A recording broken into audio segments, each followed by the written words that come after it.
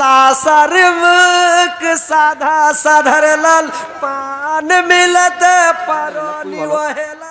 একটা উদাহরণ দিচ্ছি আপনাদেরকে যে স্ত্রী বনতে গেলে খাতিজার মতন বনতে হবে, ভালো স্ত্রী বনতে হবে ভাই।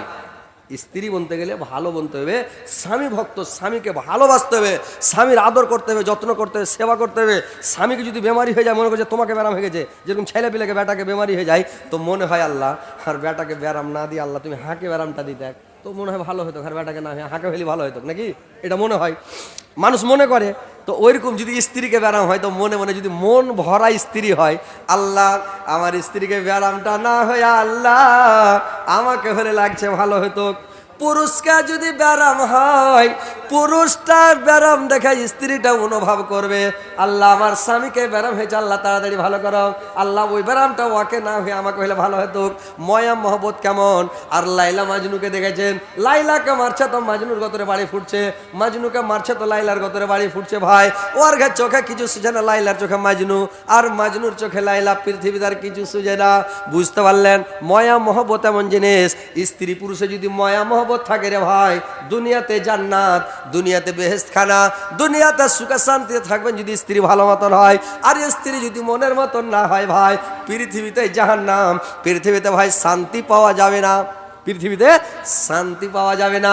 পৃথিবীটা হচ্ছে একটা শান্তির জায়গা, স্ত্রী যদি ভাই মনের মতন হয়। আর যদি মনের মতন না হয়, মোটা ভজনকে যদি বিয়ে করে নেন তাহলে ঝামেলা। ওই একজনা বিয়ে করে নিয়ে এসছে, আর স্ত্রীটার বুদ্ধি নাই, হাফ মাইন্ড, ই খাপাও বেরেন্টালি, আরো অতখানি বুদ্ধি নাই, বেচারিকে জ্বর হয়ে গেছে। ই তখন জ্বর হয়েছে, তো কিছু লোক উনহানি থাকে বিছানে পড়ে খালি আরে একটু মাথায় লাগছে কি পেটে লাগছে কি শরীর ব্যথা করছে, জ্বর হলে তো ব্যথা করবি নাকি, তুই খেপা ওখানে ব্যথা সহ্য করতে না পেরে কথা রয়েছে। ওর স্ত্রী যে ওর মাথা টিপছে, হাত টিপছে, পা টিপছে, গলা টিপছে, কি জি আর বাপ কিছু খাইবা নাকি, চারটি ভাত গালায় না দিব যে,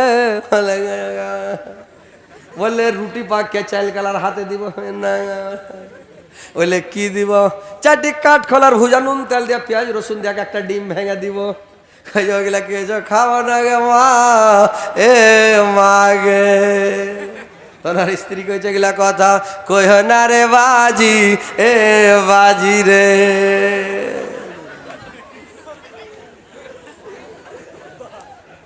যেমন পাগলা তেমন পাগলি, মানুষ বলে একটা কথা, যেমন হ্যাকড়া তেমন হেঁকড়ি, যেমন পাটের শাক তেমন লাকড়ি নাকি, তো ওইরকম ই যেমন পাগলা ওইরকম এটা পাগলি। তো এরকম ভাই পাগলি টাগলি ভাই বিয়া করিয়েন না। মাথা খারাপ হয়েছে না, পেট খারাপ হয়েছে আপনাকে, হ্যাঁ এইগুলো কি চলছে এগুলো আপনারা গীত শুনবেন আর না না। তো কথা হচ্ছে ভাই দেখা শুনে একটু ভালো দেখে বিয়া করবেন, 4 লাখ স্ত্রী নিয়ে আসবেন, মনের মতন স্ত্রী নিয়ে আসবেন ভাই। আর ওই স্ত্রীকে নিয়ে এসে দুনিয়াতে সুখ শান্তি ভোগ করবেন, আনন্দ ভোগ করবেন। আর যদি স্ত্রী ভালো মতন হয়, স্ত্রী আপনার মনের মতন হয়, তাহলে আপনি সুখ শান্তি পাবেন পৃথিবীতে, বুঝতে পারছেন।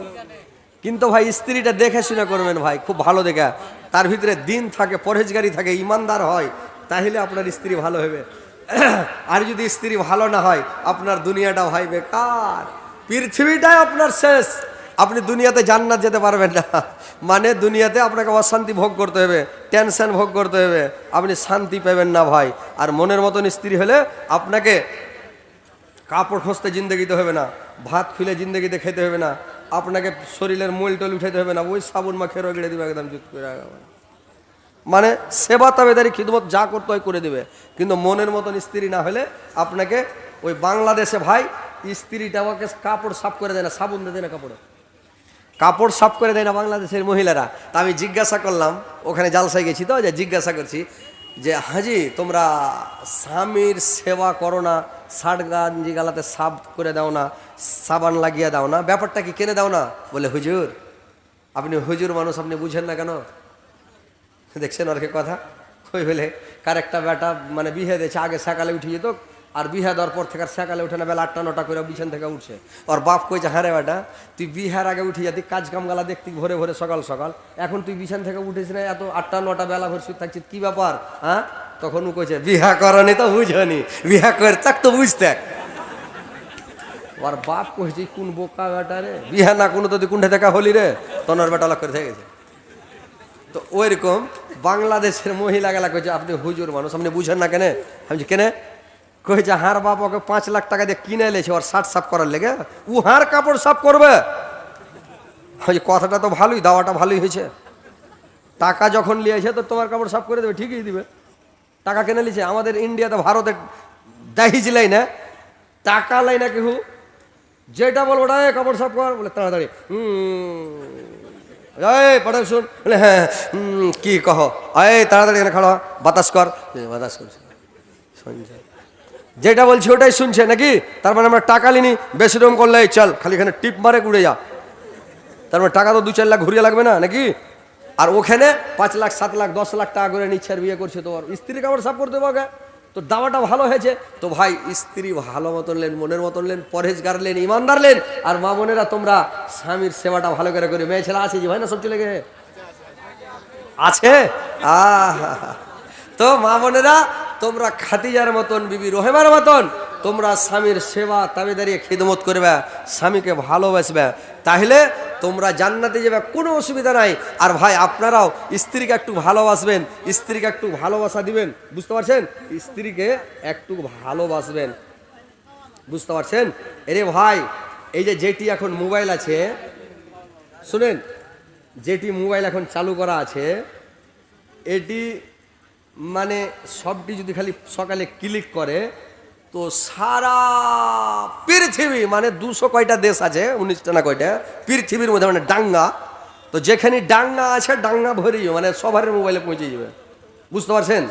আর হজরত আলী তো এমনি ভাইরাল নাকি, মানে ইউটিউবে ভাইরাল, কিন্তু যখন বলে দিছি কি না, তখন বলছে যে মৌলী সাহেব আপনি, আমরা গীত বলছি তো নিষেধ করছি যে মা বোনেরা তোমরা গীত কইও না, গীত গাইতে হয় না, গীত গাহাটা নিষেধ আছে, যে তোমরা গীত গাইও না, আমরা মানা করছি।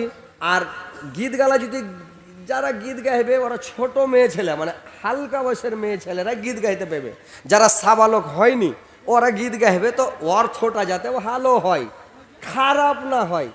তো এই গীত গালা গাহা যাবে, যেরকম ওরা সকালে যখন টাকা উঠায় আর গীত গাহে, ওই যে মোবাইলে শুনছেন, খেসাড়ির ছাত খায়া ভারে, খেসাড়ির ছাত খায়া ভারে, ঘেরাছি তোর দুয়ার ভারে, ঘেরাছি তোর দুয়ার, 2-4-10 টাকা দে রে ভাই, 2-4-10 টাকা দে রে ভাই, ছেড়া দিছি তোর দুয়ার ভারে, ছেড়া দিছি তোর দুয়ার, 10-20 টাকা দাও জি দাদা, 10-20 টাকা দাও জি দাদা, ছাড়া দিয়েছি তোমার দুয়ার দাদাজি, ছাড়া দিয়েছি তোমার দুয়ার।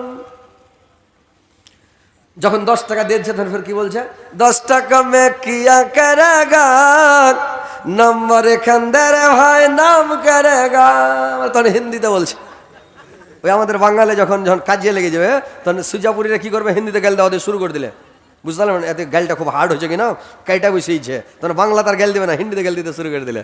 তো ওইরকম মানে এরা গীত গাইতে লাগলো, তখন মানে যখন টাকা বেশি করে দিতে লাগলো, তখন হিন্দিতে বলছে যে 10 টাকা মে ক্যা করেগা, নম্বর এখান দিয়ে ভাই নাম করেগা। তো এর অর্থ তো খারাপ নয়। তো এই গীত গালা যদি বলছি, লোক শোনার পরে কিছু লোক মানে কাহার পাছা জ্বলছে ভাই, ইউটিউবে শুনছে, শুনে বলছে, হজরত আলী তুমি কেন গীত গাইছো? কত ব্রেনটাল মাথা পাগলা গেলা ফোন করে তখন নাম্বার পেয়ে এলেছে, যা ফোন করছে যে মাইয়া লোককে গীত গাইতে মানা করছে, তো তুমি কেন কইছো? তো আরে খ্যাপার পেটের খ্যাপা, আমি গীত গাহাছি তো আমারটাকে আকর্ষণ হয়েছে, আমাকে কি কেউ বিয়ে করতে চাইবে যে আর গলাটা খুব সুন্দর, তো হজরত আলীকে বিয়ে করে লি, এটা কি বলবে? হাজি ভাই বলবে? আর মেয়ে ছেলে গীত গায়, এটা হাদিসের কথা। আল্লাহ নিষেধ করেছে, আল্লাহর নবী নিষেধ করেছে।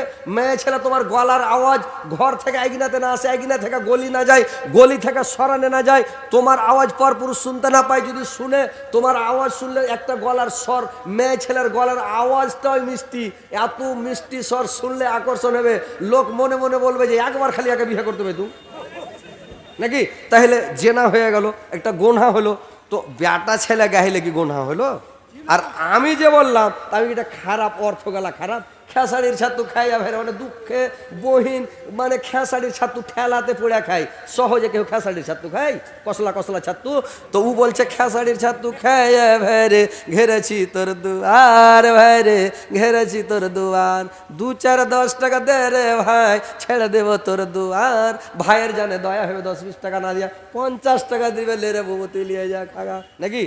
এটা অর্থটা ভালো, খারাপ অর্থ কি আর, মানে মতলবটা খারাপ। কিন্তু কিছু লোক আছে আর পাছা জ্বলছে, দেখছে বাপরে মোবাইল খুললে মানে আব্দুল শকর ভোজপুরি, আর মোবাইল খুললে হজরত আলী, একেবারে লাল দাড়ি বসে আছে। তো দেখে আর পাছা জ্বলছে কিছু লোকের। তো ফোন করে করে বলছে যে আপনি কেন গীত বলছেন। আমি গীত বললাম, আমি গাইতে বলেছি? মা বোনদেরকে নিষেধ করছি, মা বোনেরা গীত গাইও না, তোমরা গীত গাইতে হবে না। তোমার ঘে আজাব বেশি, মেয়ে ছেলে জাহান্নামে যাবে বেশি, আমি নিষেধ করছি গাইও না।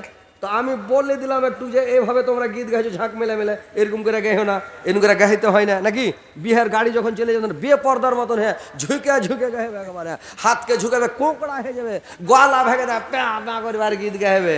লাসার মুখ সাধা সাধার লাল, পান মিলাতে পারনি ওহে লাল, লাসার বহিন পানুয়া ভাতার লাল, পান মিলাতে পারনি ওহে লাল। এরকম লাল হে লাল, লাল হে লাল গেহে। তো এইসব গীত গাহা ঠিক আছে যে ভাই? ঠিক আছে? ও যে ঝুঁকে ঝুঁকে গীত গাইছে, তো গাহাটা ঠিক হয়েছে আর ঠিক হয় না। তো কোন মৌলবি এটাতে ভোট দিবে, সাপোর্ট করবে যে না গীত গাহা চলবে বা গীত গাহো বলবে? সব মৌলবি বলছে যে গীত গাহে, মানে মা বোনেরা যেন গীত না গাহে। ও নিজের বাড়ি সামলাইতে পারে না, ফোন করে বলছে গীত কিরকম হয়েছে জি, গীত গাহাচ্ছি মানে আমি গীত গাহার অর্ডার দিয়েছি, পারমিশন দিয়েছি, একটা ইউটিউব খুলে দেখাও তো না হজরত আলী বলেছে তোমরা গীত গাও, বলেছি আমি তো বলছি গীত গাইও না, গীত গাইতে হয় না। মা বোনেরা তোমরা তোমার গলার আওয়াজ গলি না যায়, এক না থাকলে গলিতে না যায়, গলিতে থাকো সরানের লোক না জানতে হবে। তোমরা মহিলা, তোমার গলার স্বরটাও মহিলা, তোমাদের শরীরের কাঠামোটাও মহিলা নাকি, তোমাদের আওয়াজটাও মহিলা। বেটা ছেলে যদি খালি বেটা ছেলের হাত ধরে লাই হয়তো কারেন্ট সেট হয়ে যাবে, সাথে সাথে কারেন্ট কি যদি ঠেকে যায়।